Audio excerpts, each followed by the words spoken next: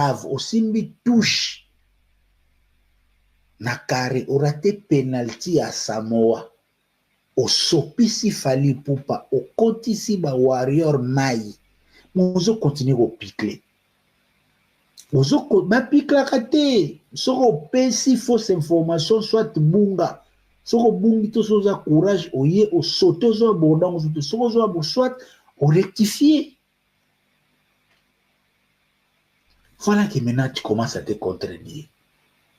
Oleki susu epai ya nani oyo Joe Matope okomi lisusu o dans 8 jours et puis Joe Matope ce que esiko pe anga pasi moto nanga Joe Matope otia titre émission décryptage basukaka na oyo moto azoloba te na oyo ozoyoka te. Il faut aller plus loin, il faut décoder. Yo Joe, il faut comprendre pourquoi Zachary était contraint de mentir. Tu étais en face de lui. Yango na comprenant, Zachary ne donne que des émissions où on a bien ba émission libala. C'est comme Fally quand il vient chez Nati. Donc, Nati devient comme Nana Ketchup. Et ici, Zachary est venu par Joe Matope, et Joe Matope est devenu comme sa femme.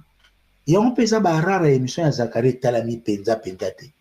Parce que émission moko fake du début jusqu'à la fin. Même Joe Matope, aux une occasion na ye o bimise mai wana ya malala yonde fallo rappeler Joe Matope est-ce que ba notion ya sold out yo zana poto yo kozela Zachary mutu ya vidéo Joe Matope Zachary azavie na yo aza grand ce qu'on a yo na Zachary qui va expliquer l'autre le kambuya ba sold out.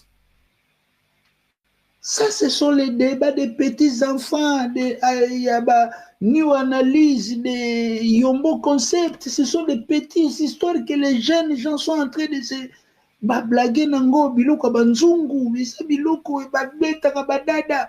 Nani, moi, na biso mususu ya bambaka Yombo concept mutuna senani. Mathias. Ça, c'est biloko banamikie, c'est des petites notions.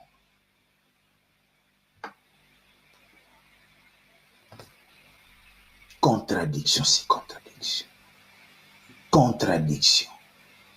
Adindi, il veut encore se sauver comme ceci. Yewa.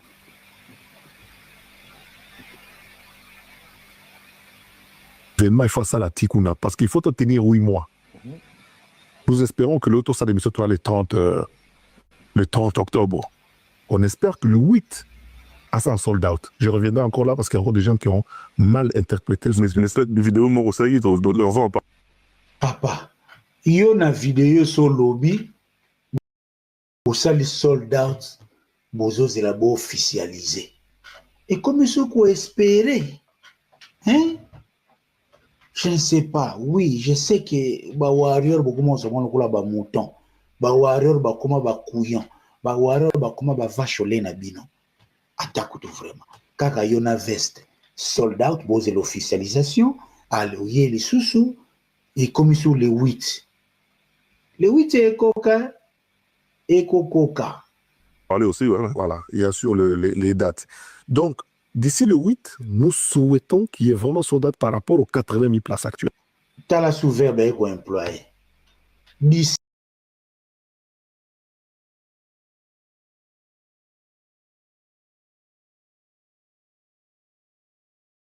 réalisation. Allez, et comme ils sont souhaits. Or, pourtant, on est en français. Bah, juriste, biso ba juriste, na ba journaliste, tozalaka na emploi, to evitaka emploi abusif ya ba mo. Souhait za souhait, projet za projet. Hier, sold out. Après, aujourd'hui, ça devient encore un souhait. Donc, même chose outil les 8. Il y a tout quand moutema. Les 8 c'est coca. Wana siko sa beti kalki si ba ibsi tikalika siko te abwa ki les 8. How can c'est coca te toleka. Parce qu'il faut dire que le podium a été reculé. Alors, Ah, est-ce qu'on a l'ingéna menté, il en reste quelque chose. Et là, au mot, Zakaria bien sûr, Lobia. les dates. Donc, d'ici le 8, nous souhaitons qu'il y ait vraiment sur date par rapport aux 80 000 places actuelles. Bon. Parce qu'il faut dire que le podium a été reculé. Parce que il faut dire que le podium a été reculé. Là où j'aime Zachary, c'est Zachary me donne de la matière. Donc, aujourd'hui, Zachary est en train de tenter de développer une thèse selon laquelle bazalaki na configuration ya mukie sold out esalami sikoyo podium ezozonga nsima. Sikoyo avant na toyeba eza ya solo to lokuta nga nalobaki nazotuna configuration oke na page nanga les gens me traitent ya zoba bon wana na bezango bato ya maison mère baza na bango batete ngai zoba natunaki fali 91% ya configuration nini siko lelo Zakaria ekoloba podium ekozonga nsima nayaki na notion ya podium ya bapine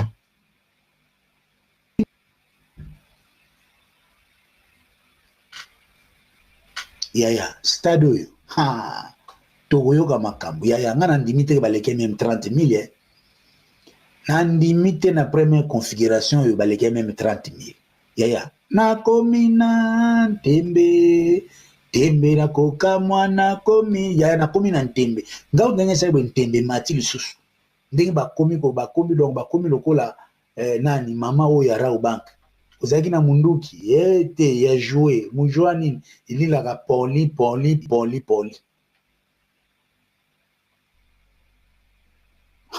yaya tonton promo bonga ludia. Alors, vu la demande, le podium a été reculé, on a récupéré. Vu la demande, tala, Zachary fallait alingaka boye te nayebisaki bino podium ya bapine yaya stade wana soki eleki ata centre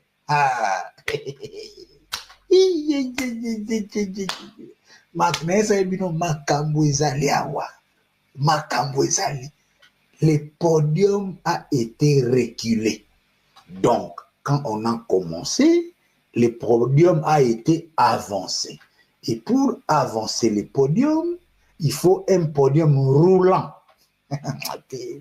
Serge Duki makambo yo toaba na nzambe so nakanti nde bafingaka ngai nous avons un podium roulant eza lokola bambeto hôpital eza na bapine kiu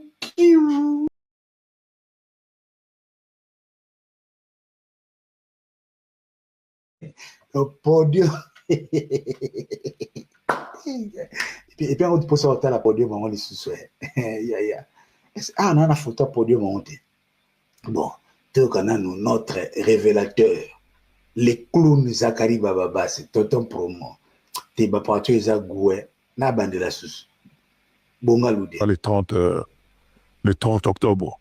On espère que le 8 à ça sold out. Je reviendrai encore là parce qu'il y a encore des gens qui ont mal interprété une espèce de vidéo Morosai, on va en parler aussi. Voilà, il y a sur les dates. Donc, d'ici le 8, nous souhaitons qu'il y ait vraiment sold out par rapport aux 80 000 places actuelles. Parce qu'il faut dire que le podium a été reculé. Bon. Alors, vu la demande, le podium a été reculé, on a récupéré à peu près 10 000, 11 000 places supplémentaires.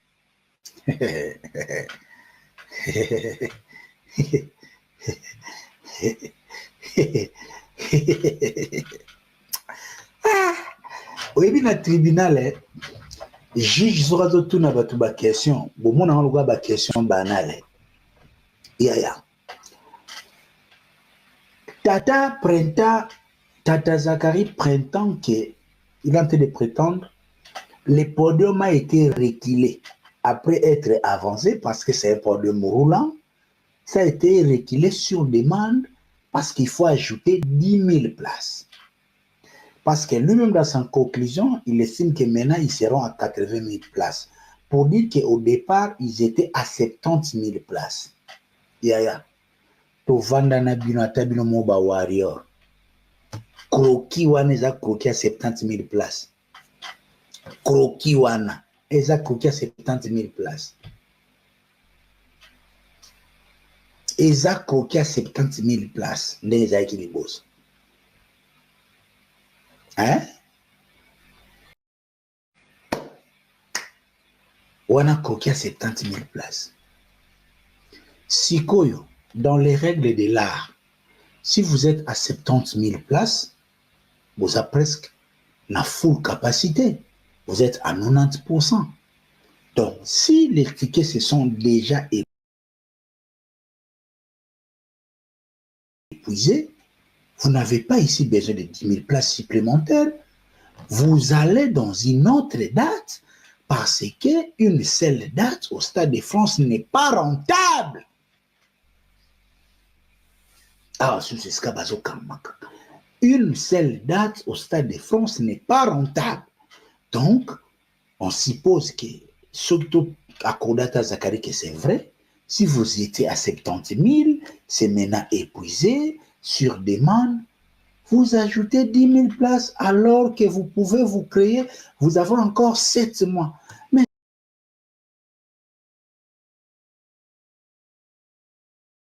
même les minimums, 40 000 places, 50 000 ou 60 000, pourquoi pas un autre 70 000 places.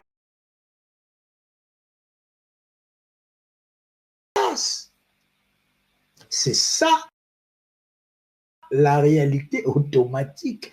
C'est pour ça même, pour comprendre que communication ya Falina Bazakari et bandi contredire même la notion ya statistique.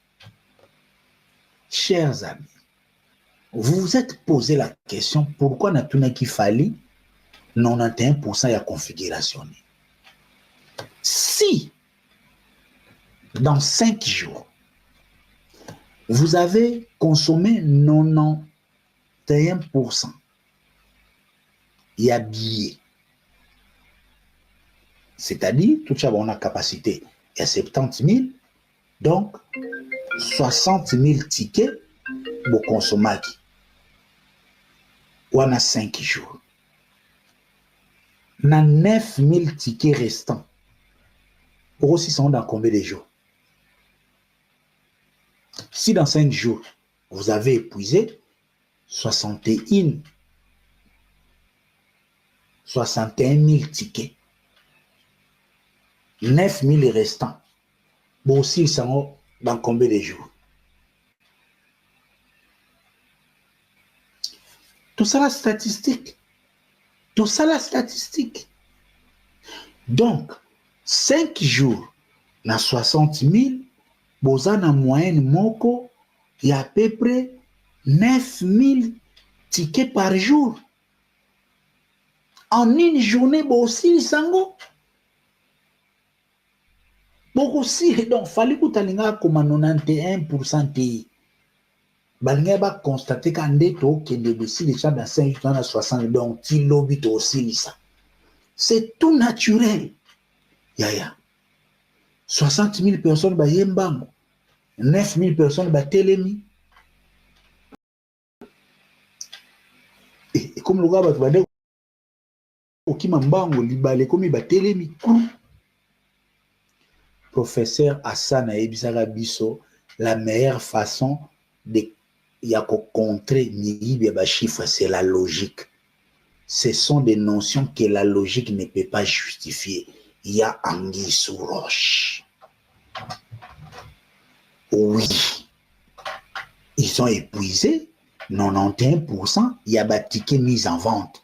Mais la grande question, combien de tickets ont été mis en vente pour que ça soit épuisé à hauteur de 91% dans 5 jours?